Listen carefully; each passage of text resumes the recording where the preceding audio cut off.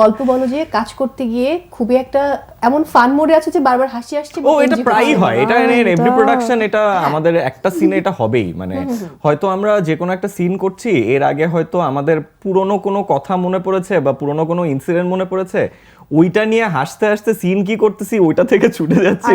আমার একটা problem frequently হয়, সেটা হচ্ছে আমার একবার হাসি যদি উঠে, এইটা আমি আর থামাতে পারি না। ও সেম আমার কি অবস্থা, ওই টেকটা তখন হবেই না, ওইটার জন্য হচ্ছে আই নিড টু রেস্ট, আমার সবকিছু ভুলে আমার আবার ওই টেকটা দিতে হবে, বাট ইট টেকস টাইম। না এইটার জন্য আমি অনেক ইউজ টু, যেমন তটিনী যদিও হাসি শুরু করে, ও বারবারই বলবে না না না না এবার হয়ে যাবে। সো আমি প্রতিবারই রেডি থাকি, আমি জানি যে এবার হবে না। খুবই দারুণ। ভালো থেকো কাজের একটু গল্প শুনি, যেহেতু লাস্ট রিলিজ হওয়া এটা, শুটিং অ্যান্ড এভরিথিং, মানে কেমন ছিল অভিজ্ঞতা সবকিছু? কারণ রাফাত ভাইয়ের কাজ তো তোমরা দুজন মিলে আগেও করেছো, সেই জায়গা থেকে।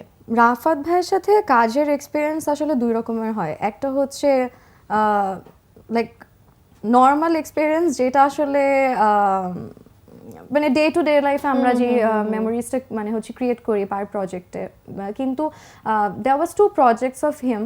একটা হচ্ছে শেষ কিছুদিন, এটা আমার খুব পছন্দের একটা কাজ, আর ভালো থেকো। সো এই কাজ দুইটার সাথে আমাদের আসলে এত বেশি মেমোরিজ, বিকজ গল্পের প্যাটার্নের জন্য and the kind of seriousness, আমি ডিফারেন্টভাবে আমি এই দুইটা গল্পে একদম পেয়েছি রাফাত ভাইকে। অন্যান্য শুটিং অনেক চিল থাকে বা খুব এনজয় করে কাজটা করে, বাট উনি খুব সিরিয়াস থাকে। সো এই দুইটা কাজে আমি ওনাকে খুব ডিফারেন্টভাবে পেয়েছি। অ্যান্ড ভালো থেকো আসলে মেমোরিজ বলে শেষ করা যাবে না, শুরু থেকে শেষ পর্যন্ত। I think we both were very serious. We were very serious about it. কেউ একটু সিরিয়াস কম হলেও মেজাজ খারাপ লাগতো ওইটা নিয়েও। না ভালো থেকোর একটা স্পেশাল দিক আমি বলতে পারি, সেটা হচ্ছে যে এখন পর্যন্ত ও আর আমি বা আমরা ইউজুয়ালি যেভাবে কাজ করি, মানে সেটা যে ওর সাথে বা সবার সাথেই, সেটা হচ্ছে যে একটা গল্প আসে, একটা স্ক্রিপ্ট আসে, সেটা পছন্দ হয়েছে কি হয় নাই সেটার উপর বেস করে আমরা কাজটা করব কি করব না সেটা ডিসিশনে আসি।